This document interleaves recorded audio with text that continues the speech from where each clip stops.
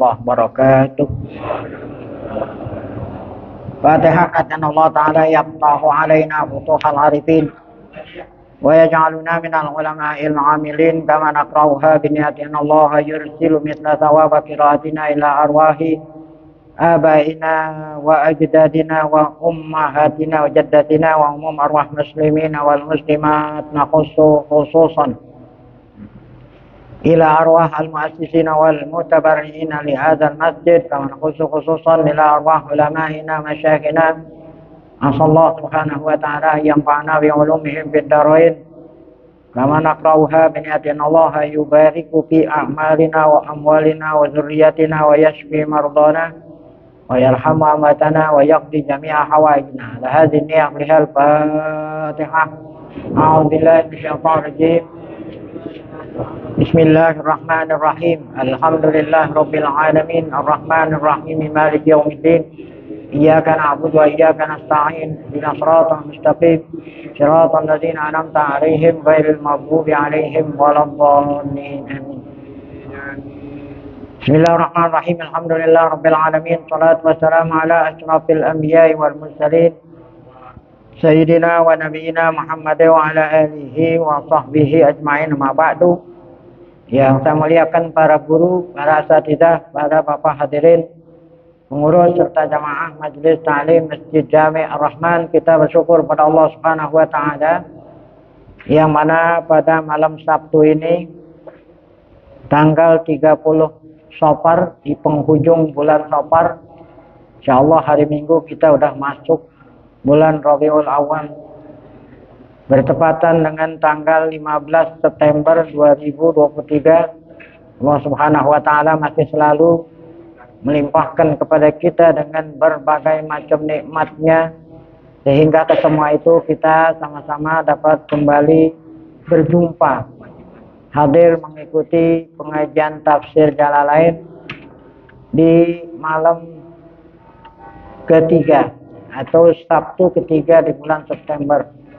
Tidak lain harapan kita semoga keberadaan kita di tempat yang mulia ini tercatat di sisinya sebagai amal ibadah yang diterima, dosa-dosa kita diampuni, serta ilmu pengetahuan yang kita tuntut Allah berikan ilmu yang bermanfaat. Amin ya rabbal alamin. Malam hari ini akan kita mengkaji, membaca tafsir Jalalain Suratul Waqi'ah ayat 88. Di akhir surat Waqi'ah Allah berfirman sebagai kesimpulan dari surat Al-Waqi'ah, a'udzubillahi minasyaitonir rajim, fa amma in kana minal muqarrabina farauhun wa raihanun wa jannatu na'im wa amma in kana min ashabil yamini fasalamun laka min ashabil yamin wa amma in kana minal mukazzibin ad-dallin fanuzulum min hamimin wa tasliyatuh jahim fasabbih inna hadza lahu haqqul yakin fasabbih bismi rabbikal azim. Ayat 88 sampai terakhir ayat 96. Ini merupakan kesimpulan dari kandungan surat Al-Waqiah. Di awal surat Waqiah, ya kita kemarin sudah diterangkan bahwa isi secara umum surat Waqiah adalah tentang akidah. Akidah rukun iman yang kelima, adanya hari kiamat, di mana nanti kita sama-sama serentak akan dihidupkan kembali oleh Allah Subhanahu wa taala. Setelah kita semua nanti hancur ditiup sangkakala yang pertama.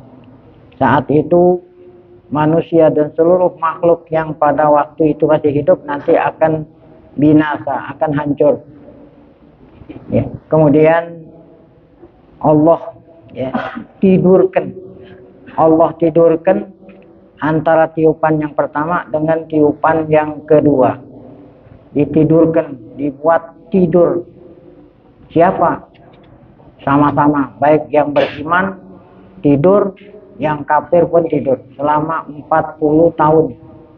Selama 40 tahun. Diterangkan dalam hadis 40 tahun tidur. Kemudian Allah bangunkan, Allah hidupkan kembali serentak. Baik yang mati pada tiupan yang pertama ataupun yang sebelumnya nanti akan serentak Allah bangkit. Itulah iman adanya hari kiamat. Kita akan bangkit untuk apa? Untuk menerima balasan perbuatan kita selama kita hidup di dunia. Ya, selama kita hidup di dunia.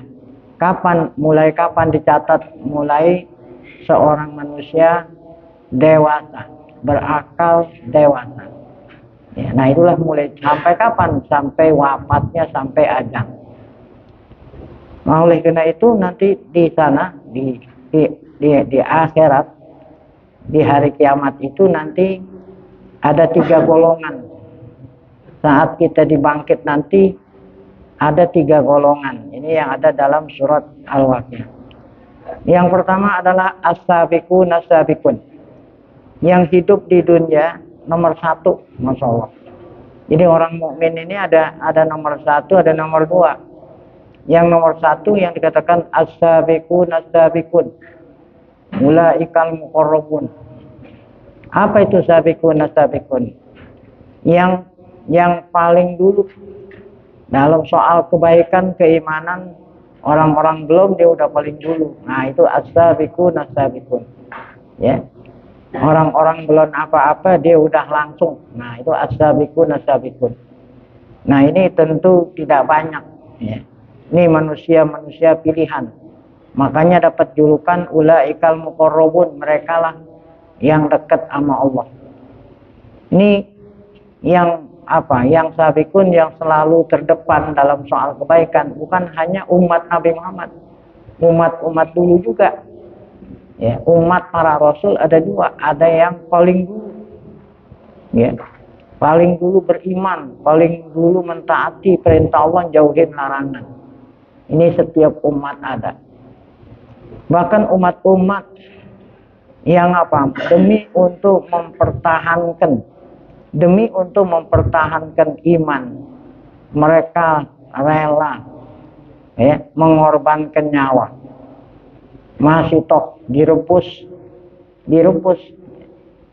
demi untuk mempertahankan iman, rela. Berikut anak yang masih bayi. Ashabul ukhdud an-nari zatil waqud. Ya. Ashabul ukhdud artinya mereka yang beriman yang dilempar ke parit. Parit itu lubang yang udah diisi dengan api. Ya. Jadi penguasa pada waktu itu memaksa rakyatnya memeluk agama sang penguasa. Yang tidak mau mengikuti agama sang penguasa diceburin ke dalam lubang. Yang lubang itu sudah ada an-nar al-waqud. idhum 'alaiha qu'ud wa hum 'ala ma yaf'aluna bil mu'minina syuhud. Ada yang rela digergaji dan lain-lain sebagainya. Inilah yang dikatakan as-sabiqun ulaika muqarrabun. Nah, kemudian yang kedua adalah orang mukmin yang biasa. Ya, kebanyakan. Ya, kebanyakan orang mukmin. Nah, ini yang kebanyakan umat kan kebanyakan. Nah, ini pun ada nanti di akhirat. Masih mending orang mukmin walaupun kebanyakan. Itu diterangkan dalam suratul Waqiah ketika mereka masuk surga. Tentu kelasnya beda. Kelasnya beda. Kelas as-sabiqun kalau kita bilang kelasnya nomor 1. Kurang. Kelasnya nomor 1. VIP. Itu kemarin udah diterangin. Kemudian yang kedua, yang namanya orang mukmin kebanyakan, ya, dapat julukan ashabul yamin. Mereka golongan kanan. Masih penting orang mukmin masuk surga, tapi kelasnya nomor 2. Udah diterangin bagaimana kenikmatan yang disediain oleh Allah Subhanahu wa taala bagi mereka yang nomor 2 ini ashabul yamin, ya. Jadi kenikmatan surga yang luar biasa. Ya. Ketika Allah Ta'ala terangin kenikmatan surga itu tentu enggak semua. Itu hanya contoh-contoh saja. Kalau seandainya mau apa nih?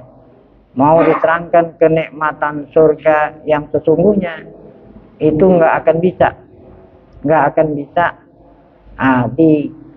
akan bisa diterangkan oleh lisan dan tidak akan bisa diterangkan oleh tulisan. Jadi yang ada di dalam Quran khususnya suratul Waqiah itu hanya contoh-contoh saja. Contoh kenikmatan surga yang nomor 1 dan nomor 2. Ya. Kenapa? Karena yang sesungguhnya nggak akan bisa diutarakan. Saking apanya? Saking luasnya, saking beragamnya. Namun walaupun ya, saking luasnya dan beragamnya bisa disimpulkan. Yang disebut di dalam Quran hanya contoh. Saat seseorang membeli beras, walaupun yang dibeli beras itu sekarung, contohnya seraup. Ya, mau beli beras 1 karung, ya, kan biasanya 1 karung itu 60 liter. Contohnya seraup ini, ya, ada yang masukin ke dalam karung, ini contohnya. Ya, padahal mau belinya sekarung. Demikian juga bulog mau beli beras 1000 ton, contohnya seraup. Itulah namanya contoh. Jadi apabila Quran nerangin tentang kenikmatan itu hanya contoh, enggak hakikatnya. Karena hakikat yang sesungguhnya nggak bisa diterangkan oleh lisan dan tulisan. Namun walaupun demikian bisa disimpulkan. Apa itu kesimpulan nikmat surga? Yaitu Allah sediakan kenikmatan mala ainun ra'at, yang belum pernah, ya, keindahan pandangan yang belum pernah dilihat oleh mata manusia.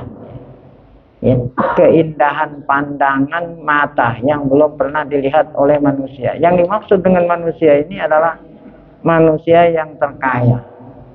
Manusia yang paling kaya, bukan menurut pandangan manusia kayak model kita. Pandangan manusia yang paling kaya.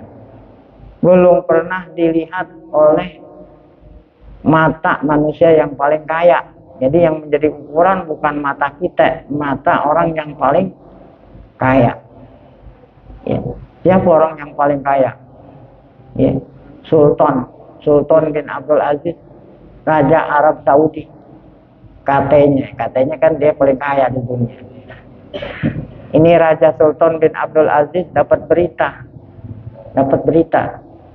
Ya. Nah, berita yang beliau dengar, ada pandangan yang terindah di dunia.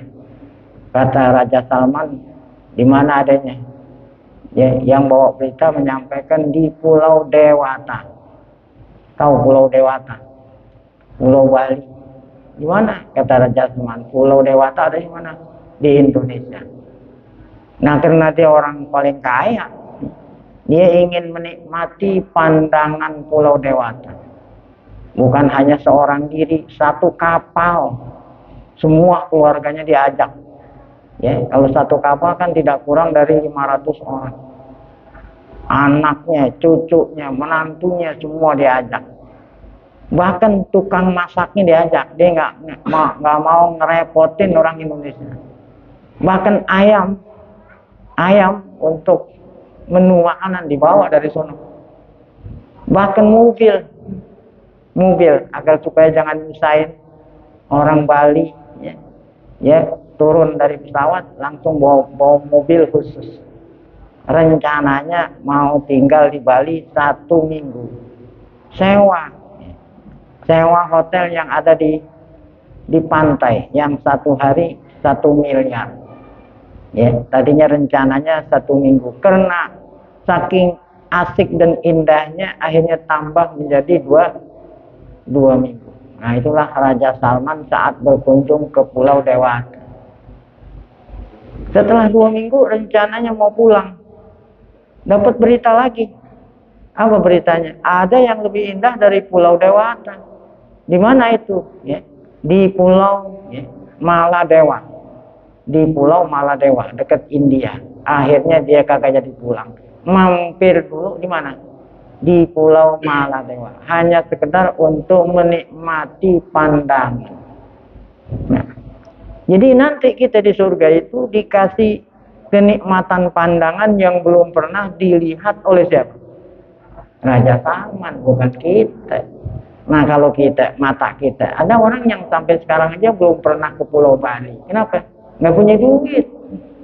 Kan ke Bali itu mesti punya duit, tidak-tidaknya 10 juta. Jadi yang menjadi ukuran adalah mata pandangan orang yang paling kaya di ntar di akhirat nggak usah, ya nggak usah susah-susah, akan dikasih kenikmatan pandangan mata yang belum pernah dilihat oleh siapa? Raja Salman. Biha mala ainun ra'at wala udhunun sami'at. Allah kasih kenikmatan merdunya suara. Kalau yang tadi kan pandangan mata, dikasih kenikmatan merdunya suara yang belum pernah didengar oleh telinga, kuping, telinga siapa? Salman juga. Yang belum pernah didengar oleh siapa? Raja Salman bin Abdul Aziz. Bukan telinga kita. Ada konser musik datang dari Amerika. Sebelum dia datang 1 bulan udah diumumin nanti dia akan apa? Ya, main musik di mana? Di Istora Senayan. Ya. Nah, ini kan kalau orang mau nonton musik ingin menikmati merdunya suara. Karena mahal tiketnya, ada yang 100 juta di paling depan. Kira-kira kita bisa nggak nonton? Bisa nggak kita? Tapi kalau Raja Salman, ya 100 juta, 1 miliar pun demi untuk menikmati merdunya suara, dia akan paling depan. Nah, nanti di akhirat Allah Subhanahu wa Ta'ala akan memberikan kenikmatan merdunya suara yang belum pernah didengar oleh siapa tadi? Raja Salman lagi, balik sama dia. Ya. Jadi bukan telinga kita yang menjadi ukuran, karena kalau kita ini mau nonton, mau dengar musik yang harganya 1 juta aja kita mikir. Harganya 1 juta, kita mikir, apalagi kalau ya tiketnya itu 1 miliar. Kalau Raja Salman, terdapat dalam satu hadis gesekan, tahu gesekan dedaunan saat ditiup oleh angin. Kan kalau ada angin niup, ya niup pohonan yang banyak daunnya, terdengar apa itu? Gesekan daun kena ditiup oleh angin. Itu merdunya suara gesekan dedaunan ditiup angin, merdunya itu lebih merdu daripada suara. Suara apa nih? Ummu Kulsum. Kan kalau orang dulu ingin dengar, menikmati merdunya suara Ummu Kulsum, gesekan dedaunan ditiup angin aja merdunya lebih. Nah itulah sekilas pandang. Belum pernah dilihat, belum pernah didengar. Ada lagi wa khotoran ala qalbi basar.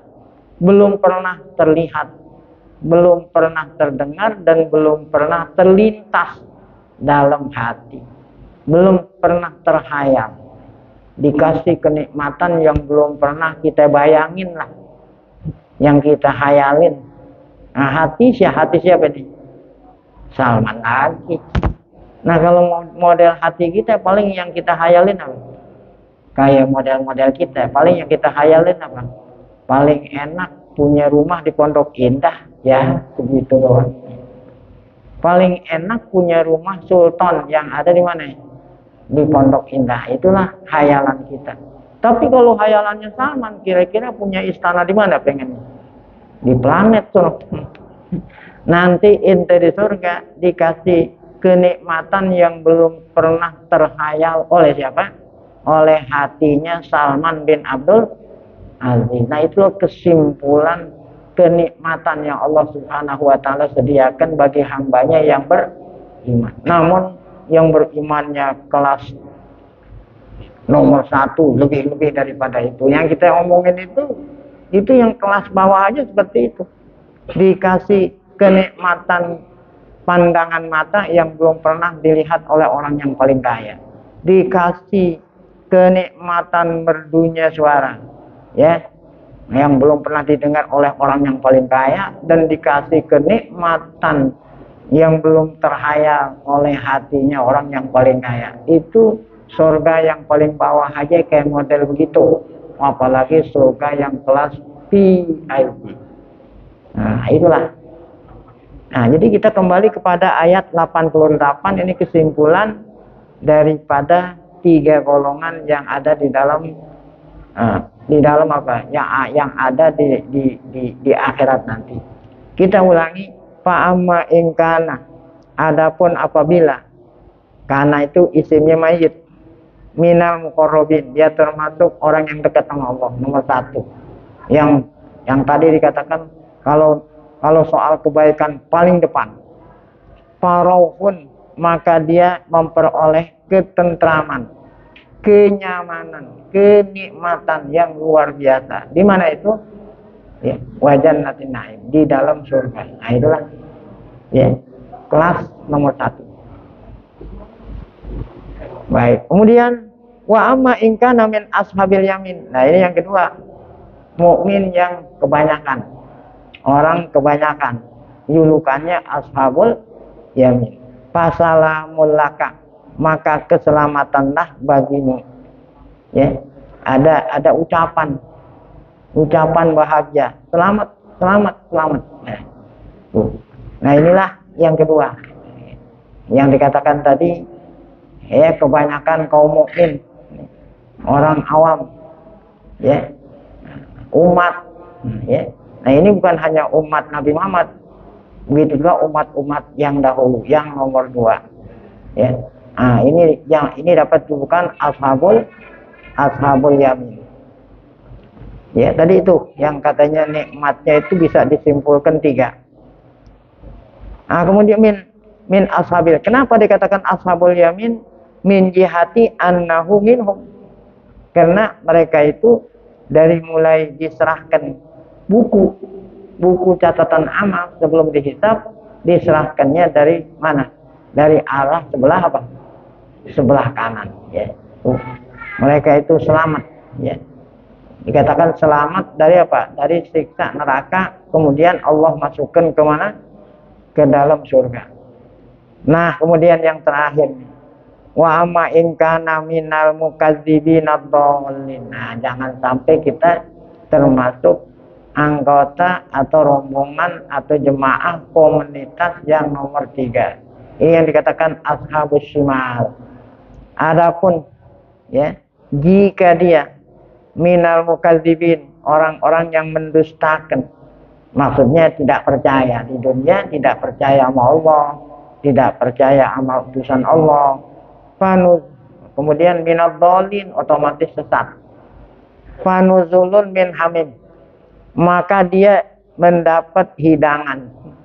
Kan kalau ada tamu baru datang dikasih apa hidangannya? Kayak model kita nih, baru datang kan dikasih air. Sebelumnya nanti makanan kan air dulu. Nah, berupa air apa? Saat mereka itu masuk ke neraka, min hamim, yang sangat panas, wa tasniyatu jahim, dan dibakar di dalam neraka jahim.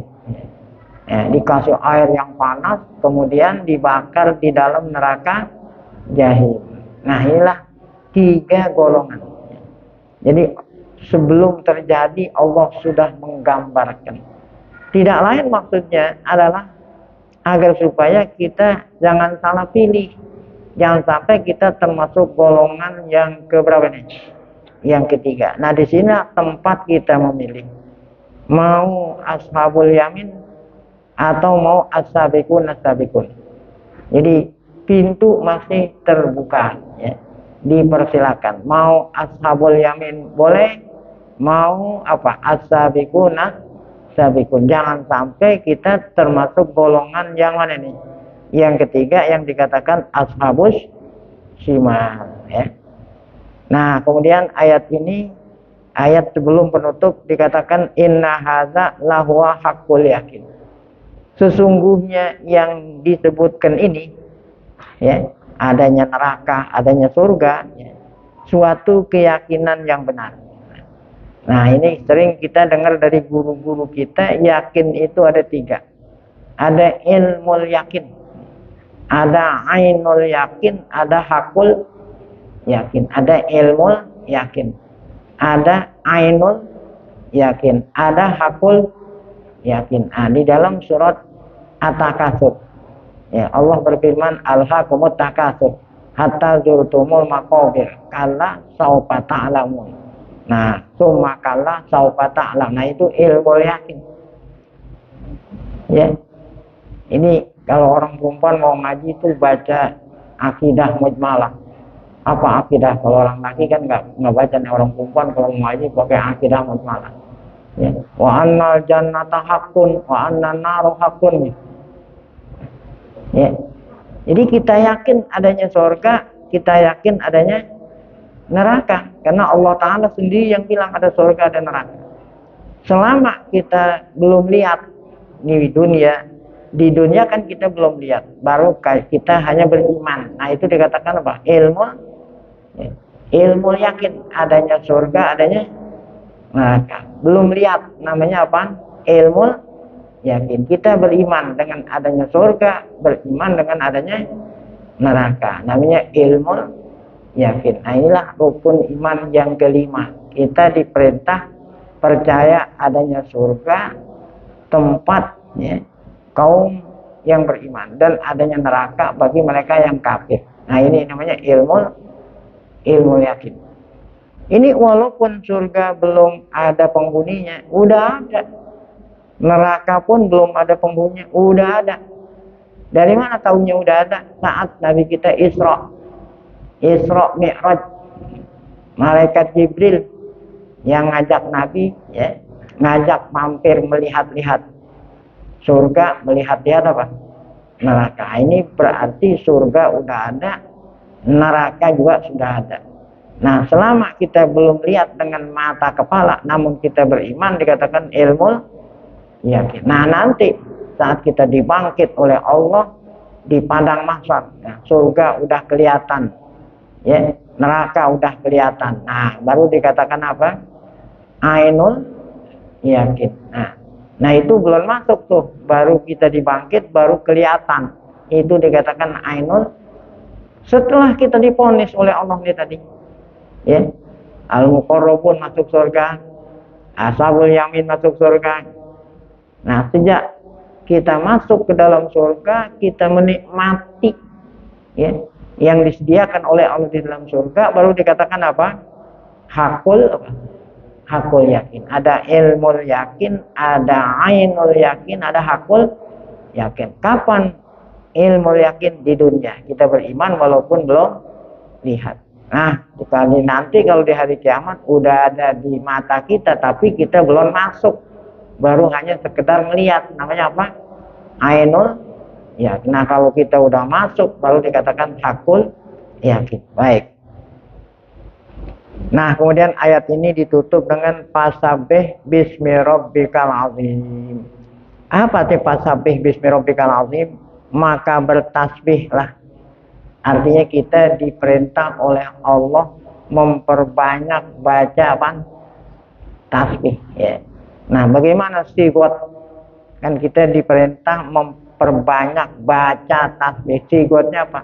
Subhanallah. Ya. Sigotnya baca tasbih apa? Subhanallah. Apa arti subhanallah? Maha suci Allah. Nah, ya. Jadi kita diperintah oleh Allah memperbanyak baca tasbih agar kita termasuk hamba Allah yang masuk surga. Nah, ini sedikit ya. Sedikit kita akan menguraikan apa artinya subhanallah. Oh, ya. Jadi subhanallah itu artinya apa? Ya. Apa? Maha suci Allah daripada sucikanlah Allah. Allah Ta'ala perintah kita mensucikan. Bagaimana cara kita mensucikan? Kalau kita punya baju kotor, bagaimana cara kita membersihkan baju? Saya punya pakaian kotor gitu. Bagaimana cara mencucinya? Pakai air dicuci supaya bersih. Saya punya barang kotor, bagaimana cara mencucinya? Dicuci pakai air. Tetapi ketika Allah perintah kita mensucikan Allah, mau kita cuci. Nah, apa arti mensucikan Allah di sini?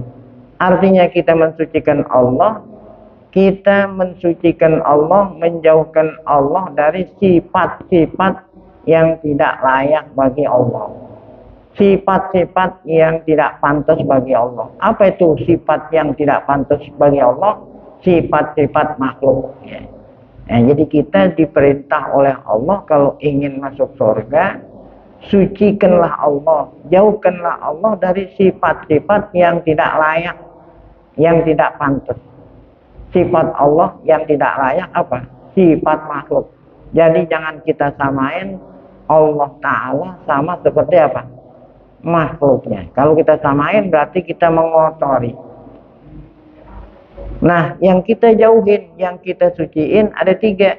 Zatnya, zat Allah, sifat nama, sifatnya dan af'alnya. Zatnya, namanya dan apanya? Zatnya, sifat-sifatnya dan af'alnya. Zat sekarang zat. Jadi Allah tuh punya zat, Allah punya sifat, Allah punya af'al. Kalau kita mau katakan zat kita, kalau kita ini sebagai manusia, zat kita apa tuh? Badan. Tapi kalau Allah nggak layak, maksudnya kita bilang badan Allah. Kalau Allah itu apa? Zat. Tapi kalau kita bilang apa? Badan. Nah, badan kita ini zat. Nah, sekarang kita lihat. Badan kita terdiri dari apa? Badan kita ini terdiri dari apa? Tersusun. Ada tulang, ada daging, ada darah, ada air di badan kita. Bahkan ada makanan dan ada minuman. Bahkan yang ironisnya lagi, makanan dan minuman yang telah masuk ke dalam perut kita 6 jam yang lalu sekarang udah menjadi apa di dalam badan? Kotoran. Itulah zat kita, itulah badan kita sebagai makhluk Allah. Ada daging, ada tulang, ada saraf, macam-macam, bahkan ada kotoran di dalam perut kita. Itu yang namanya zat.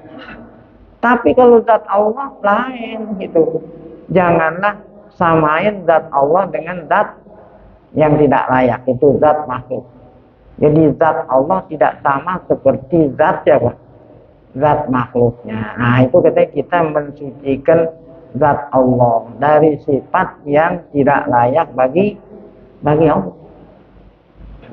Ada pertanyaan, emang ada agama yang menganggap zat Allah itu sama seperti zat makhluk? Ada agama yang Tuhannya ada 3.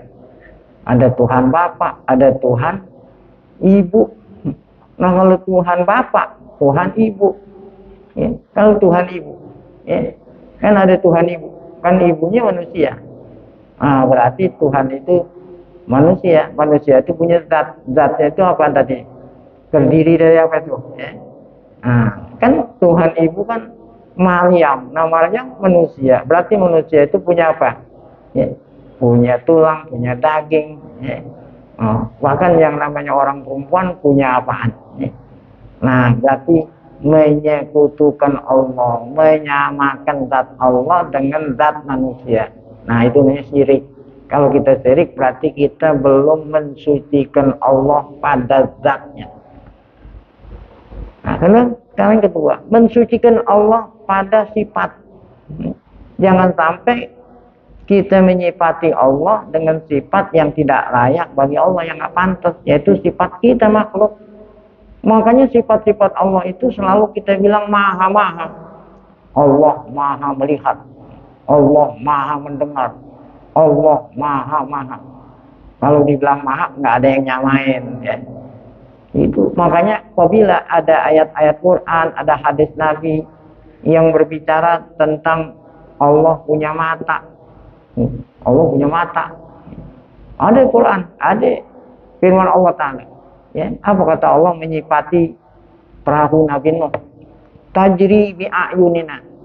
Perahu Nabi Nuh itu berlayar dengan selamat karena mataku. Oh, Allah yang bilang, berarti kalau begitu Allah punya apa? Punya mata. Ya. Nah, bagaimana supaya kita jangan menyekutukan Allah, kita samain mata Allah dengan mata kita, ditakwil. Ini Ahlus Sunnah wal Jamaah. Ketika Allah bilang punya mata, jangan bilang mata. Kenapa? Karena nanti ada orang bertanya, bagaimana tuh matanya Allah? Gitu. Sulit dijawabnya gitu. Oh matanya Allah, wallahu alam gitu. Nah, makanya ditakwil, ditafsir. Mata itu sama dengan pandangan. Ya. Jadi perahu Nabi Nuh alaihissalam berlayar dengan selamat. Karena apa? Karena pemeliharaan. Jadi jangan dikatakan karena matanya Allah, karena pemeliharaan Allah. Loh, kalau kita bilang mata, nanti orang bertanya, matanya gimana? Ya, ini sulit jawabnya. Di dalam Quran ada yadullah. Apa itu yadullah? Tangan Allah. Nah, jadi jangan diartiin tangan, ya. Tapi diartiin ditakwil. Apa ditakwil itu kata ulama? Yadun arti kuat, kekuasaan. Jadi kekuasaan Allah fauqa, ya. Apa? Yadullah fauqa aydihim, kekuasaan Allah di atas segala kekuasaan semua makhluk. Jadi bukan diartiin apa? Tangan. Ya. Kalau diartiin tangan, nanti ada orang tanya, kalau tangannya Allah gimana? Susah. Ya, ditakwil. Itulah Ahlus Sunnah wal Jamaah. Sehingga apabila kita tafsirnya seperti itu, udah nggak ada orang yang bertanya. Ini takwil-takwil seperti ini bukan akal-akalan, ada memang dasarnya. Tangan dengan arti kekuasaan, mata dengan arti pemeliharaan. Ini di dalam bahasa kita pun ada. Ini kaki tangannya nih, ya. Kaki tangannya dia. Bukan apa kaki tangan, tangan kanan. Luhut bin Sar penjahitan itu tangan kanannya Jokowi, kan gitu kan? Emang Luhut itu tangan kanan. Ya, jadi arti tangan itu bukan ini Luhut bin Sar penjahitan apa tangan kanannya Jokowi. Ya, apa artinya? Apa yang diusulin oleh Luhut pasti diterima oleh siapa? Bukan berarti tangan kanannya kan gitu, bukan tangan kanan itu. Lu manjat namanya. Nah itulah masalah Ahlussunnah. Demi untuk apa ditakwil-takwil ini, jangan sampai ya kita menyerupai sifat Allah seperti sifat siapa tuh? Sifat makhluknya. Itulah arti subhanallah. Nah kemudian af'al, perbuatan. Jadi kita disuruh mensucikan perbuatan Allah. Apa perbuatan? Jangan sampai kita bilang, kita yakini kalau perbuatan Allah itu bisa dilakukan oleh makhluknya. Sampai-sampai di dalam Al-Quran dikatakan wa ma tasqutu min waraqatin. Apa itu? Daun apabila udah kering, apalagi daun asem, kan daun asem yang halus nih, kalau udah kering apa itu? Rontok. Jangan kita bilang kalau daun itu kalau udah kering yang rontokin siapa? Angin. Yang rontokin apa? Angin. Kalau memang Allah belum izinin dia rontok, walaupun ditiup angin pun belum apa? Belum rontok. Nah, itulah artinya segala sesuatu yang terjadi di dunia ini, baik itu diam dan bergerak, semuanya atas izin Allah. Nah, itu baru dikatakan kita mensucikan Allah. Mensucikan dari apa? Mensucikan zatnya dari yang menyerupai zat makhluk, mensucikan apa tadi itu sifat. Jangan sampai kita bilang sifatnya Allah sama seperti sifat makhluk, ya. Mensucikan perbuatan, nah, dengan artian apa? Segala sesuatu yang terjadi di dunia ini tidak lain semata-mata atas izin Allah Subhanahu wa ta'ala. Ini ada iklan-iklan seperti iklan Aqua. Nah, di sana iklan Aqua berbunyi kemana? Air Aqua itu adalah ya apa itu? Ya, kebaikan alam. Yang dimaksud alam itu puncak. Karena air yang masih apa itu? Air yang masih belum kecampuran kan yang di sana tuh. Ya, jadi air Aqua adalah kebaikan alam, berarti alam puncak. Memang alam puncak bisa bikin air. Yang bikin air siapa? Allah. Jadi kalau bilang air Aqua kebaikan alam. Ada lagi teh pucuk. Teh pucuk kan ada iklan teh pucuk kebaikan alam. Alam masih puncak gitu. Emang puncak bisa bikin teh, ya. Yang bisa ngumbuin pohon teh siapa? Allah. Yang bisa ngeluarin air di puncak sehingga airnya itu menjadi bersih siapa? Jadi Allah, seakan-akan Allah dilupain itu, ya. Nah, itulah, ya. Tanpa kita sadari kita ini sudah melupakan Allah, padahal itu semuanya datangnya dari mana nih? Dari Allah Subhanahu wa ta'ala. Sekali lagi, fasabih bismi rabbikal azim. Allah perintah kita kalau kita ingin masuk surga dengan apa? Membersihkan Allah dari apa? Nah, dari sifat-sifat, ya, yang menyerupai makhluk, baik itu zatnya ataupun apa? Atau sifatnya ataupun af'alnya. Nah, baru dikatakan kita ini orang yang beriman, ya, masuk surga. Nah, kemudian surganya ada dua, ada surga kelas nomor 1, ada kelas nomor 2. Masih lumayan. Jangan sampai kita tergolong ashabus shimal yang dikatakan masuk ke dalam neraka. Itulah sekilas pandang tentang surat Al-Waqiah. Insya Allah pada pengajian akan datang akan kita lanjutkan dengan surat Tabarak allazi biyadihil mulku wa huwa ala kulli syai'in qadir. Nah, ini saja yang dapat kita kaji malam hari ini, ya, untuk menambah, ya, menambah keyakinan kita terhadap Allah Subhanahu wa ta'ala, nambah keimanan kita kepada Allah dan kepada hari kiamat, ya. Baik, seperti biasa sebelum kita tutup dengan doa, dipersilakan bagi yang ingin bertanya. Baik, kita dengan Al-Fatihah di penghujung bulan Safar besok hari Minggu, insya Allah kita akan memasuki bulan Rabiul Awal. Kita mohon agar Allah SWT berikan kita panjang umur, dalam keadaan sehat, afiat, selalu dapat taufik hidayah, tetap iman saat dipanggil oleh Allah Subhanahu wa ta'ala dalam keadaan husnul khatimah. Fatihah. A'udzubillahi minasyaitonir rajim. Bismillahirrahmanirrahim. Alhamdulillahirabbil alamin arrahmanir rahim maliki yaumiddin. Iyyaka na'budu wa iyyaka nasta'in. Ihdinas shiratal mustaqim. Shiratal ladzina an'amta 'alaihim ghairil maghdubi 'alaihim waladdallin. Bismillahirrahmanirrahim. Alhamdulillah shalli ala Muhammad Rasulillah. Allahumma 'allimna ma yanfa'una wanfa'na bima 'allamtana وزدنا علما نافعا ربنا آتنا في الدنيا حسنة في الآخرة حسنة وقنا عذاب النار وصلى الله على سيدنا محمد وعلى آله وصحبه وسلم والحمد لله رب العالمين. Mohon maaf, akhirul kalam. Assalamualaikum warahmatullahi wabarakatuh.